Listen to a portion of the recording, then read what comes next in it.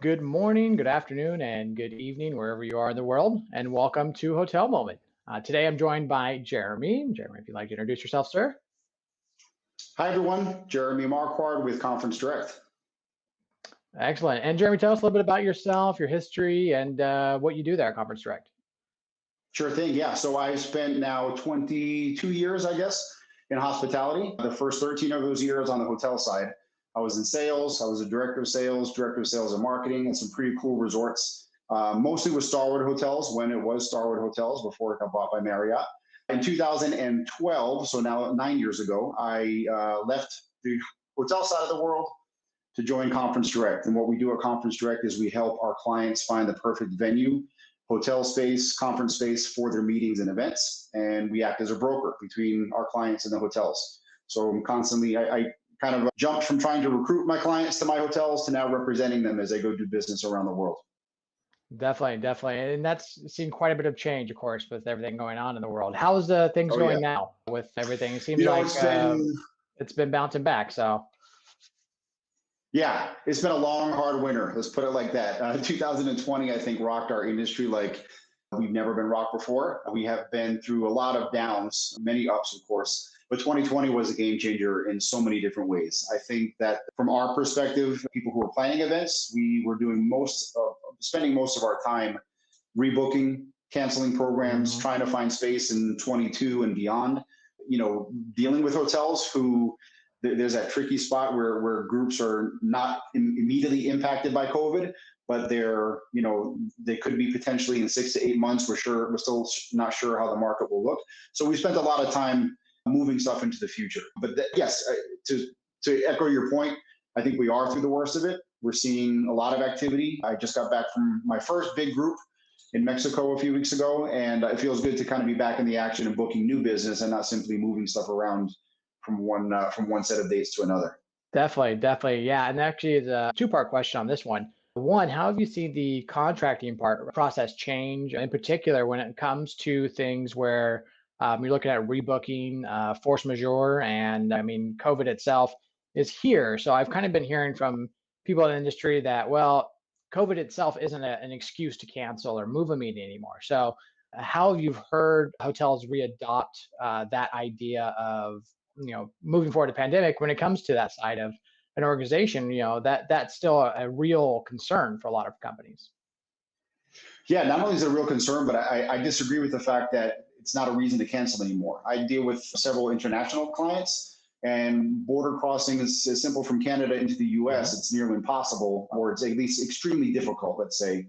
So there really is, real impact still happening now. I've got a client that's actually planning a meeting in October, or has planned a meeting in October in Miami. It's been on the books for almost 2 years, but they're primarily international, and they're really scared that half their attendees won't be able to come simply because of the laws of international travel. So to answer your question about how contracting has changed, I think in the past, force majeure was a term that you assigned to one major big event that you could contain within a certain set of dates, within a certain week or two, and we'll cancel because of a hurricane. We'll cancel because there is an earthquake. That's how you refer to force majeure. What COVID has taught us is force majeure can be a scrolling, rolling, in the context of a pandemic, it's not something you can contain. It's a lot harder to define. So we've definitely reworked our force majeure terms, or at least our ideal clause within a force majeure, to better protect our clients. I think that there's a lot of gray area when it comes to force majeure, where it used to be thought of as simply a black and white issue. If there's a hurricane coming or the hotel is closed because of a hurricane, well, that's easy. We get a force majeure. But with so much gray area and a pandemic that continues to roll along, it's hard to pinpoint exactly when the pandemic starts and when it ends. And that certainly has kept us on our toes, for sure, as we negotiate with hotels and have tried to massage things with hotels and really tap into partnerships to get solutions that the hotel can live with and our clients can live with as well. Yeah, and have you seen kind of a best practice around that? Of course, I mean, to your point, you guys have your goal, but hotelier, I'm sure that creates a new conversation. I mean, I don't think any brand has really given strong guidance on that. And of course, every franchise is different on how they take that guidance in the first place. But have you found a best process or a way to bridge that conversation from a DOS standpoint when you are talking to your regional and saying, hey, this is what they're presenting? What's kind of that process look like?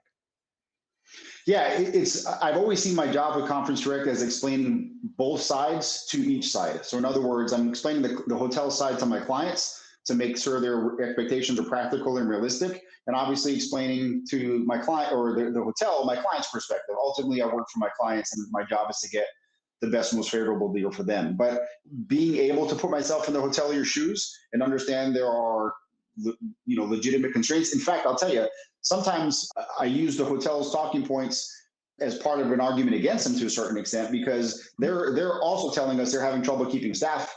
They're having trouble staffing back up again. And so while they're in one hand making the case, well, you can't cancel because we're open again, the question becomes, okay, you're open, but to what capacity? You've been running at 30 or 40% for the last several months. Are you really equipped to now suddenly jump from 30% to 90% when my group comes in house? And so those kind of conversations, look, you approach everything with a partnership mentality on both the hotel side, as much as that word sometimes can almost be used as a give me something for free kind of word, like, hey, we're partners, you should just do this to me for free because we're partners. I really believe in a more robust definition of the word partnership, where we're truly trying to find solutions for both sides. And in this climate, I think that word partnership has been maximize, perhaps. We're really trying to find solutions that it's not going to be punitive to the hotel side, it's not going to be punitive to the client side, but it's a solution that can work for both.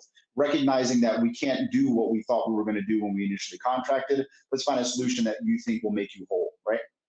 Definitely. Yeah, and that's exactly it. So it's almost to that same token where the value of a rebook clause comes into play, right? It's really that opportunity that, I mean, the group itself may not come to fruition to that size. But at the same token, too, the hotel may not be able to produce that size. With That's correct. the thought going of the restrictions for food and beverage, of how many people can be per seat per area. I mean, in the States here, of course, everything's opening. Everything is saying that, well, now we can do this, we can do that, but there's still restrictions on what that looks like when it comes to an event, especially an in-person event, concerts and such. So definitely an area where there is a bit of restrictions where the hotel can't, produce certain things either. So that, to your point, it is that give and take of, how can we still make this happen and come whole on this side, but also make it so it's beneficial to the client side. So definitely quite the challenge and conversations and ways to look at it. And the challenge beyond that is, when it comes to a cancellation or that rebook, have you found hotels give you a 60-day leeway? Because 30, 60 days, it seems like by the month, by every 2 weeks, the governors are changing what restrictions fit in place.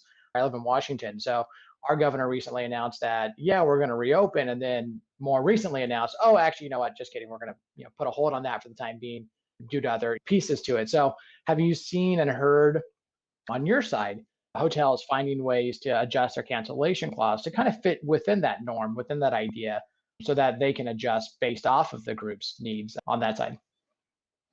Yeah, it's a great question. It's a little harder, I think, when the contract is already signed for a future event that you signed pre-COVID to renegotiate those terms. But anything that's definitely booked within this year, I'm almost telling hotels, if you want this business, you're going to have to at least be 80% attrition allowable and full, or full cancellation, or both, right? We have that, I think, that window now. We're slowly coming to the end of that window, because again, business is back, and hotels are getting a little bit more of a foothold in the negotiation process to say, look, if you don't, we'll move on to the next group right now if you don't want to, if you want to sign with cancellation terms. But look, I think every case is individual too. I work with several medical groups, and so again, and they're in Florida. Great, business might be back in Florida, but I've got medical, professionals who are on the front lines and whose practices have been completely turned upside down, much like hotels, I guess. And so while you can make the case that business is back, quote unquote, not every group acts the same. And so I think my approach has been with every single hotel to take every single one on a case-by-case basis. I try and communicate early and often. If I think there's even a hint that this group is going to be impacted, I start, say in December, I start the conversations now to say, hey, we're not making any decisions right now. We're not looking to cancel, but I need you to know the risks that are involved with moving forward. And Ray, you hit a key point, right? In most situations, you're able to relatively predict what's going to happen in 6 to 12 months. I mean, we're within like sometimes a 6 hour window where, laws are being rewritten and changed, and you Yeah. almost don't even know, it's really hard to pinpoint what the government is going to say. And now you multiply that, like I said, I have some international clients. Let's multiply that by multiple governments in multiple states, in multiple cities. There's so many different moving factors to this. And the hotels are great. I haven't had too many problems, to be quite frank with you. I've had one or two hotels really digging their heels that ultimately had to give way because they weren't even open by the time the conference had Oh, to come good. in. Yeah, believe it or not, right? They were fighting cancellation for so long, and then ultimately they couldn't have taken it if they wanted to. But anyway, most hotels are willing to really do a deep dive into the group to talk practical solutions. Very fortunate. And I'll be, take kind of add another wrinkle to the whole thing. It's really, it depends on the market. Like for now, I'm hearing hotels in Miami have had their strongest year ever in 2021, and to date at least. And that to me blows my mind. I'm thinking, how can you have that in a pandemic? How can you have your best year, best months in certain months ever? Especially in a city like Miami during March, where it's always busy season, but they're having record Marches right now. Probably not the same thing for Boise, right? Probably not the same thing for somewhere middle of the country where they're not a vacation spot where there's a ton of leisure demand that's suddenly driving a lot of business too. So, Mhm. each hotel is a different case, each group is a different case, and I think it's my job to try and bridge the gap between what the hotel expects, what the client expects, and find a happy middle ground. Definitely, definitely. Yeah, and you touched on a great piece there too. That I mean, you look at Florida as a one of the outliers when it comes to most of the industry because they had a governor who really pushed to keep things open, and thus their industry was able to kind of rebound because that pent up demand to travel. Well, there's only one place you could really travel the country was Florida. And on Yeah. top of that, we couldn't leave the country really to travel outside of the country. So really, that really pushed a great spot there. To your point, that leisure demand of those areas. I mean, Airbnb, camping, you look at a lot of the other pieces in the areas of hospitality saw a bigger push. But to your point, you have those middle America that didn't quite see that level because they're not those destination markets that are going to see that drive happening. So it's interesting to see. I know that from my end, I know I had friends and family over here in Washington would drive over to Idaho. You touched on Boise, would drive over there because their state was more open. So they would Yeah. just drive over there and go within a driving distance. It's just a couple hours away. So it's an easy drive. But to your point, besides that, the feeder markets right there, you're not going to get much else outside of that. So, like you would for Florida or Disney World being open, for example, over there was a huge driver. Disneyland in California now, of course, reopening and later on this month, opening up to travelers outside of the state. I'm sure, California is going to start seeing an influx within the Anaheim market, people returning back to the area and start seeing that travel come back, that leisure demand continuing to increase for the summer. So that's definitely an exciting piece to see. But how have you seen on the business side when it comes to business travel, business meetings coming back up? Have you guys seen that influx? Of course, I kind of touched on with you offline here earlier about Knowland. Knowland did their report seeing that looking at the May numbers, that 2019 numbers against what we saw in 2021 and just slightly underneath for attendees and slightly underneath for meeting space used. So, according to their end, you're really kind of seeing that numbers come back to where they were before for pre-pandemic. Have you guys seen that on the ConferenceDirect side? Absolutely. Our every month over month now, we're not quite at the pace of doubling our lead volume, but we're certainly seeing an increase, steady increase in leads. All the hotels I talk to have conversations with them as I'm talking about a certain group and just trying to gauge how the hotels are doing. They're all saying the same thing too. The lead volume is almost back to pre-pandemic levels. I think, Ray, we're seeing a massive pent up demand for people to get out of the house, to travel again. You're obviously seeing that on the leisure side where there's not as many moving parts as a group. But even from a group side, I heard someone say not too long ago, what I wouldn't give to have a cheap glass of wine in a ballroom surrounded by, 1,000 strangers, right? Right. There's a massive pent-up demand for people to get back out. We say so often in our industry that meetings mean business. Now that we've been without meetings, I think that it rings true even more. It's an amazing way that technology has filled in the gap in the last year. I thought that's been one of the lessons that some of my clients have actually had a record attendance on virtual programs because it just opened up a whole new avenue for people to access. Say you have an association of 10,000 people and annual attendance is 1,000 people per meeting. Well, you can now tap into those other 9,000 people in a virtual space where they're not required to travel and they don't have as many scheduling conflicts. And suddenly you have 1,500 or 2,000 people, right, for a conference virtually. So that's been one of the learnings that I think we'll take forward from this. But to get back to the point, it's such there's nothing like a face-to-face meeting. There's nothing like being able to, shake a hand, to deal with something face-to-face, to grab a coffee with someone who you have pending business with, and to really move the needle. I think you accomplish so much in a short amount of time face-to-face. And we're seeing that. We're seeing that demand come back, especially since people are just itchy to get out and travel again, Oh, for sure, for sure. I know speaking from my own personal experience in my industry, I actually had the opportunity to travel recently to Las Vegas and go visit some clients there and have a chance Nice. to exactly to your point, shake hands, get that verbal conversation going face to face, enjoy a bite together, and actually be able to engage in conversation. I'm working with a client right now in Mexico actually that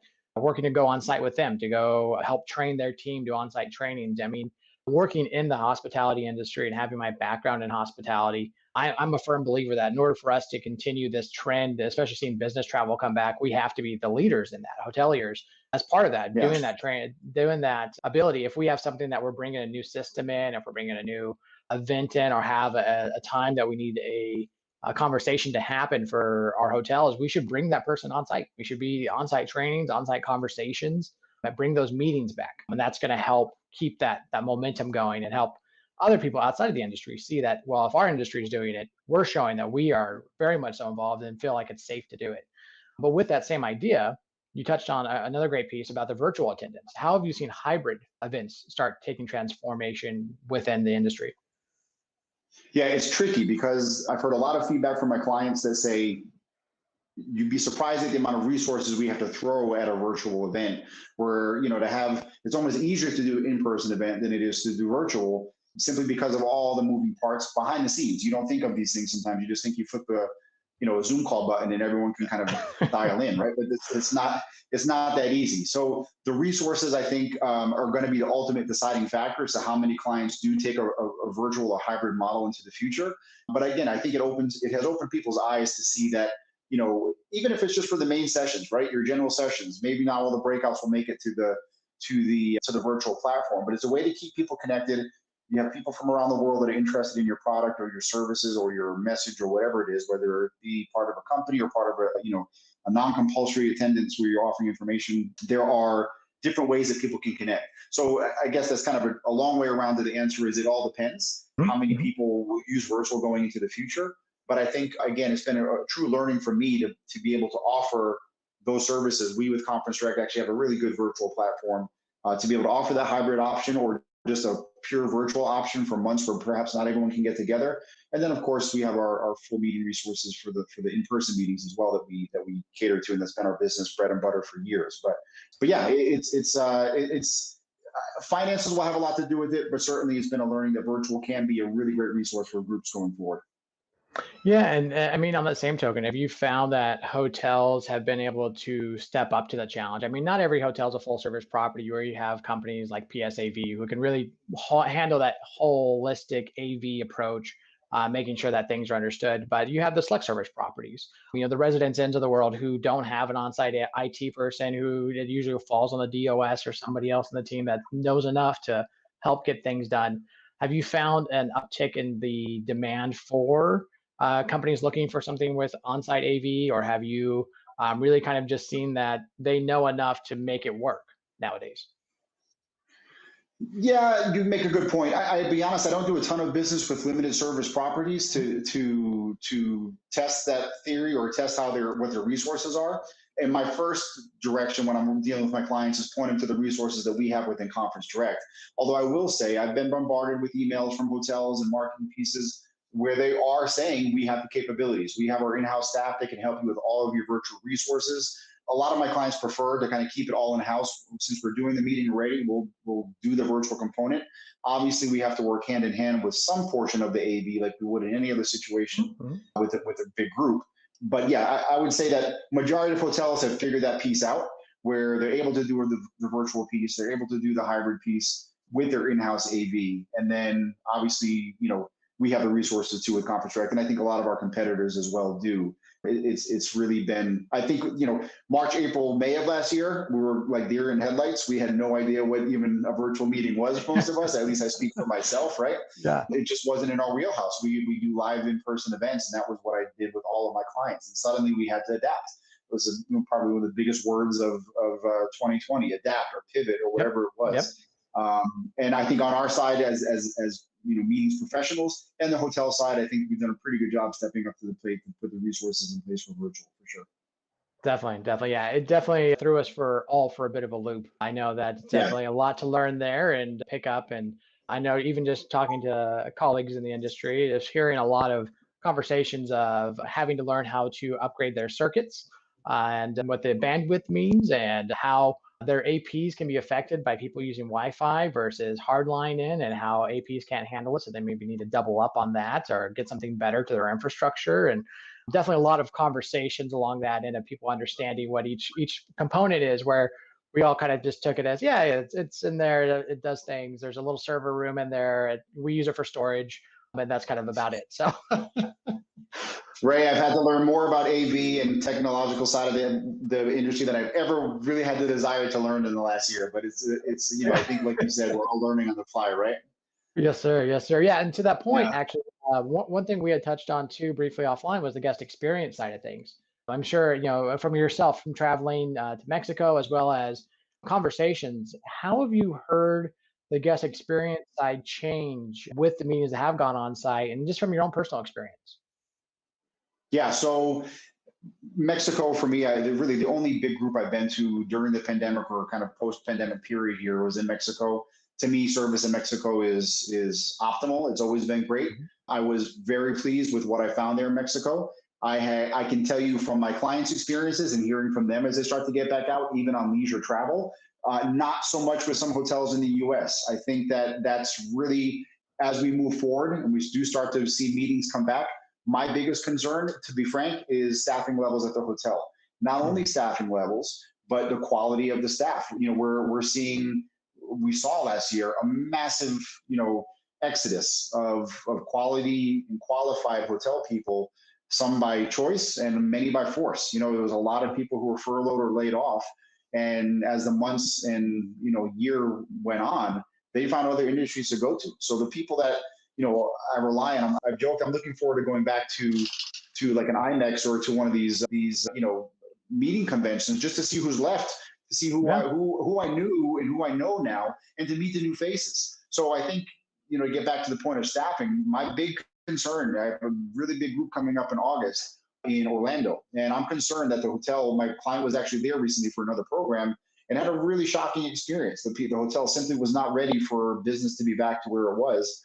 We've addressed it with the hotel. They've given all kinds of assurances that they're revamping staff. That weekend was just an anomaly. But unfortunately, I'm hearing it across the board where, hotels simply are not prepared, or they're really having trouble getting staffing back to the levels that they want. Even if they are prepared, even if they're saying we want to hire people, they're not finding that right mix, and they're not getting responses to some of their their job offers in a speedy enough time. So that's definitely been part of the conversation we've been having. All of my groups coming up into the fall and into the winter here, I've already had conversations with the hotels to gauge how they're staffing. What does it look like? Going on TripAdvisor to start seeing reviews that are recent to see how people have been treated. I think one thing you have to be careful of, and it's a point to remember, a lot of the business, especially as you look at a place like Florida or perhaps Texas, a lot of the travel that's been happening there in these group houses have been leisure travel. And the hotel might not be set up to, they're used to 1,000 people coming in and out, and you corral them into the ballroom, and you feed them in one spot, you corral them out, and everything's planned. When you now have 1,000 leisure guests coming to your property, it completely changes the game of what the service expectations are, or the points of service, I should probably say, within the hotel. So in fairness, you've got to keep that in mind as you're judging hotels or you're hearing about experiences at hotels, because group movements are very, very different than leisure movements for the same amount of people. But the point remains, and I think it's something that we on our side of the industry representing our clients have to really be beating the drum about, is guys in hotels, get your staff up, get them trained, get your old employees back if you can, who knew what they were doing. Because right now, we're no longer in the pandemic phase of staffing right now. We need to be back to full level staffing. Mm-hmm. Obviously, you can't speak for every single hotel, and every hotel is unique. But as a general comment of the industry right now, if you're not fully staffed, you need to be, and you need to be soon, because business is coming back for sure. Yeah, definitely a lot of great points there, and definitely something we've been hearing a lot in the industry. So now, of course, the new pandemic is a staffing crisis, right? It's the fact that they can't find people. We've been in some different seminars, webinars, and different conversations with industry leaders who were talking about, even using Orlando, for example, where they used to pay, $14 an hour, $15 an hour for housekeeping. They've had to bump it to 18, 19, 20 an hour, but it still aren't finding qualified candidates. And they're finding candidates that they'll get trained up, and then another hotel will come and poach them because they have a higher pay. Those keep going after each other. It's a challenge that even in that area and that market is where one hotel is competing with the next for qualified talent. And beyond that, Florida Atlantic University, Dr. Peter Ricci did a study recently with his team there that they looked at people in the industry who had participated in their program during the pandemic of their hospitality tourism program, certificate program there, and found that most of those people who participated in the program left the industry altogether. Ultimately, there were senior people who had been in the industry for a decade plus, who had been in the industry and knew what they were doing. They knew the nuances of the property. They knew their hotel. Exactly to your point of those people who were those senior people that are there are no longer available anymore, no longer in the industry. They've moved on to different opportunities. So now you have those younger staff who don't exactly know some of those nuances, don't know how to handle certain situations. Contracting, I'm sure, has become a challenge in itself. But beyond that is hotels now have to invest in training programs and find ways to train the staff, because now all of those senior people who would have naturally done that training aren't there anymore. So really it's kind of reinventing how we're doing things and the approaches to things.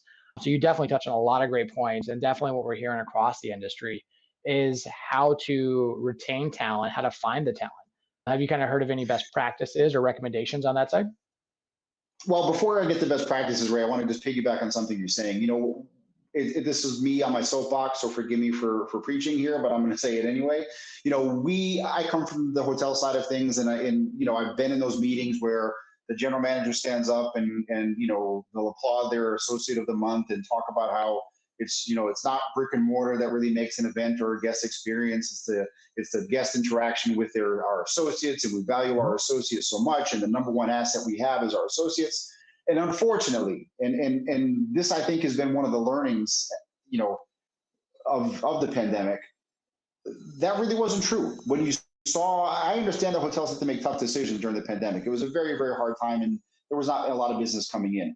But when you hear stories about entire staffs being laid off by email, when you hear stories of people furloughed without any definite knowledge, not that there was a definite answer to give, but certainly communication from the hotels they work for sometimes 10, 20, 25 years. I don't think they value their employees as much as they said. And when the rubber hit the road, the employees were one of the first to go. And I'm not saying it was an easy decision. I'm not implying that you can just keep everyone on payroll when you have no income coming in. I get that portion of it. But I do think that the reckoning that's happening now, some people are blaming government programs, and I'm sure that's a tiny sliver of why folks aren't going back. But I think there are a lot of larger issues where hotels have gotten away. We kept hearing leading up to the pandemic where hotels were having record year after record year after record year, and every year they'd break their previous year's records. They were making money, and they have money and resources. The minute the downturn happened is when they got rid of staff, and I think that left a part of the people that left. I know some of the people that left the industry that left because of that bitter taste. It's like, look, I've given my life to this company, and within a few short months of tough times, I'm treated like I'm very expendable. So I'm hoping, to get back to my original point, now I'll move from dark to light right now. I'm hoping that the learning here is, value your employees more. Like, there are ways, if you talk about investing in people and that the guest experience is really about the associates, value the associates and show them that you're sticking with them even through hard times as best as you possibly can, recognizing there are a lot of constraints with that. So I'm hoping that as these conversations go on in the HR departments and on the executive committee level of what they need to do to keep staff, it is exactly that. It's finding those best practices, Ray. Obviously wage increases is part of that, right? Valuing work-life balance. How many people do we know in the hotel industry work, 60, 70, 80 hours a week, particularly in food and beverage outlets or banquets. My one criticism, I would say, of the hotel that I was just in Mexico was that the person that was my main point of contact was there all the time. And I appreciate that level of commitment. And I feel bad at the same time. You should have a rotating staff. I should not have to deal with you all the time. I mean, I would be up at 6:30 down in the ballroom and that person was there. And then at 10:30 at night, that person was there finishing up the banquet. And they were there pretty much all day long. So those are the kind of things I hope for a more equitable workspace that treats our associates. If we really do value our associates as hoteliers, and I say we, I'm no longer a hotelier, but in this industry, I should say, if we value them as we say we do in this industry, it's time to start showing that a lot better. And I'm hoping, again, I'm not on that side again to be having these conversations. I'm aware they're happening, but I'm hoping that some of the changes that come out of this from an associate standpoint are far more equitable than what we've seen in the past. And people are going to feel like this is not almost an abusive relationship where you're giving everything and you're not getting a fair amount in return. You know what I'm saying? Yes, sir. No, definitely. That's exactly it. Yeah. And I was gonna say, actually, to that point, in BITAC, it was a recent conference I went to, and one of the industry leaders there, as the CEO of his company, he said, as CEO, I wanted to make sure to award and reward all of my managers that were there and stuck with me, stuck with us through this pandemic. And he's like, unfortunately, the only thing I'm rewarding them with is saying, hey, I need you to work more because I can't staff you. He's like, I can't find qualified staff. So for him, it was hard, and really took that to heart, because he said, exactly it, to your point. He wants to reward those, especially those that stuck through, and say thank you for sticking through and do that. But you touched on a lot of great spots there, a lot of great points that really does, this is that time where that work-life balance, that rewarding and recognizing associates and making that be known that, hey, this is going to change. This is not how the industry is going to work, but it's kind of how it's always been. I mean, the joke in the industry is that we're a glutton for punishment. That's why we do it, because we love hotels, we love hospitality, we love people. But we know that not everybody's going to be the best traveler in the world for us. But no, it's a lot of great points. Jerry, do you have one last thought you'd like to share with everybody before we wrap up for today? Well, I mean, Ray, this is a pleasure to be here. Thank you so much for having me on. It's great just to kind of chat about different trends in the industry and to hear your perspective as well. I think, I guess, I don't know, parting words of wisdom, right? We're all learning as we get through this pandemic, even on the tail end of it. I think we're seeing a completely different landscape. One of the lessons, I guess, if I could close with a thought, and this kind of ties into the point we were just making about caring for associates as employers, but care for each other, right? I know a lot of people who have struggled tremendously within the last year, particularly within our industry. I haven't been the best at this, but I've tried to make it a point to reach out to 3 or 4 people, sometimes 5 people a day, just to say, hey, how you doing? What's going on? Not through your official email channels, but more on like WhatsApp or Facebook or Instagram, some of the social media platforms, just to check in with people. People are hurting. And I think that while we're on the way out of this, I think that we take some of the lessons of caring for each other into this post-pandemic era where our mental health, our physical health takes a priority to breaking our neck for a paycheck. You know what I mean? Yes, sir. That's perfect. Well said. Well, again, as you touched on, it's been a pleasure to have you here as well.